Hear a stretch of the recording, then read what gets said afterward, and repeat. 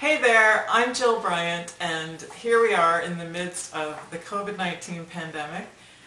It's made life different for all of us, and there are lots of things that we can't do anymore, things that we used to enjoy. But on the other hand, it's also a chance to embark on some new opportunities and adventures. So with that in mind, here I am. Welcome to my living room. I just wanted to tell you that this chair that I'm sitting on, the original version of it, was designed by a woman called Eileen Gray, and she is one of the women featured in my book called Dazzling Women Designers, published by Second Story Press. So I thought it would be kind of cool to sit here in my living room and invite you in and sit in this comfy chair and read part of my profile to you. Simple forms and sharp contrasts, 1878 to 1976. Tall, striking, fashionable, and from a well-to-do family, the young Eileen Gray could have settled into a comfortable and easy life in southeastern Ireland, where she was born. Instead, she took risks, moved abroad, and followed her heart. Unlike most women of noble status, she discarded her title, the Honorable Eileen Gray, and some of the social privileges that went along with it, and opted for a life devoted to work, art, and design. In time, she became both a celebrated furniture designer and a talented architect. Now I'm going to skip ahead a little bit. When Eileen was a child, she really liked going on long walks, and she was often quite isolated, so that's something that you might be able to relate to nowadays. But she did enjoy nature, and she became quite interested in art from a young age. And eventually she attended a boarding school in Germany to study art and music. So I'm going to read to you a little bit about that. Formal education just wasn't a high priority for girls. As an adult, this lack was something that she regretted. When she was feeling relaxed, young Eileen was known for her delightful laughter. As she grew older, this lovely laughter stayed with her. And while she was always a bit shy, she developed a mischievous wit as well. With her smartly tailored clothes and very refined manners, Eileen often appeared to be older than she was.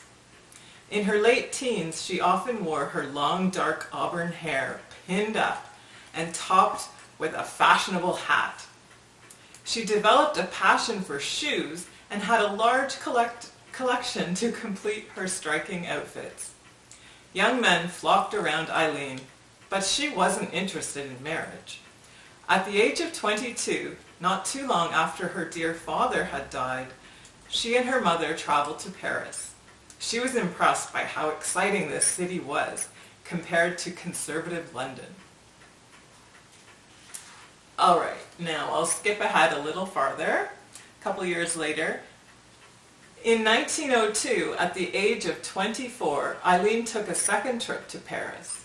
At this time, and into the 20s and 30s, Paris was the home of many great artists, both French and from other countries. Irish novelist James Joyce and playwright Oscar Wilde were living there in 1902. American poet Gertrude Stein joined this group soon after. Eileen, like many other artistic people, was starstruck with the lively bohemian energy of Paris and decided she had to move there. Cars were just becoming popular. Eileen bought one, then found an apartment with two friends.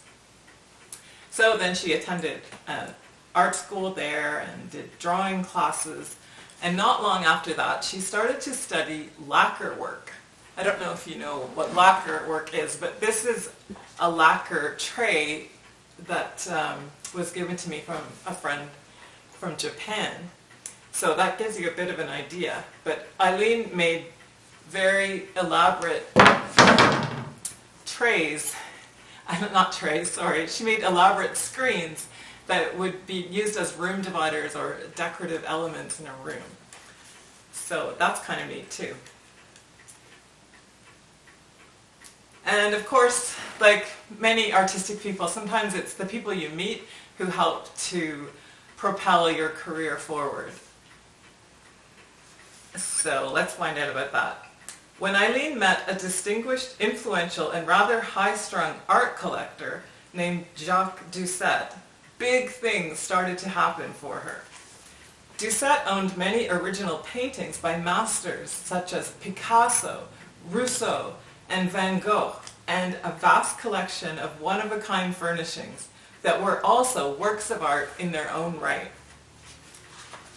After spotting one of her exquisite lacquer screens, Doucet asked Eileen to make lacquer picture frames for his collection of Van Goghs. She found this work boring, but Doucet was very pleased, and in time he commissioned Eileen to make some special pieces of her own design for his studio. He urged her to use the finest materials available, which made Eileen very happy. All right, now I'll skip ahead again. This is the fun part. As Eileen gained more confidence in her abilities as a designer, she decided to open a shop of her own. It was too challenging to earn a living from custom design work. Her mother, who had been her main support, had died in 1919, and Eileen needed to attract more clients. The doors to Galerie Jean Dessert opened in 1922. Eileen just made up a man's name for the shop, thinking it sounded more serious than her own name. Perhaps she believed the public wouldn't take a woman designer seriously. After all, she was the only female designer in France. Because she was shy and modest, and she wasn't very good at promoting herself or her work, it's possible that staying out of the spotlight made her more comfortable. Okay, and then she had another really cool opportunity. She ended up working in the field of architecture, so she was designing furniture and buildings. But to learn how to design buildings, she just designed a house. She designed it and built it, and it was on this really wild cliff overlooking the water in an area that was very fashionable called the Saint-Tropez area in the south of France. Eileen chose a site on a wild rocky peninsula overlooking the Mediterranean, and Badovici approved. So he was an established architect, Jean Badovici. He said he would help, but in the end, he didn't contribute too much. As editor of a highly respected architectural magazine, he was busy keeping tabs on the design world, writing articles, and meeting with prominent architects. Badovici was quite happy to leave Eileen to her own devices regarding the Saint-Tropez home. So when she was there, she designed a whole new style of furniture and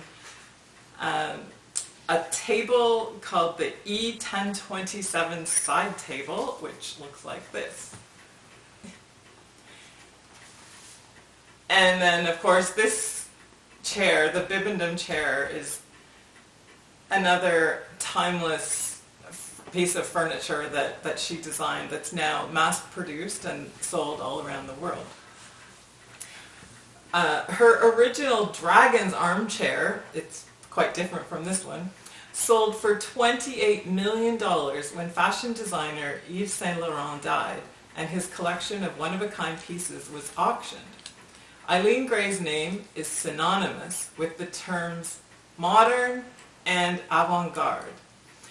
She turned old principles of design upside down and forever changed the way we look at furniture and living spaces. So that's all for now. I hope you'll go on to read the complete profile about Eileen Gray, and you can also read about other cool designers from all different types of design and different parts of the world. Thanks very much. Stay safe. Bye.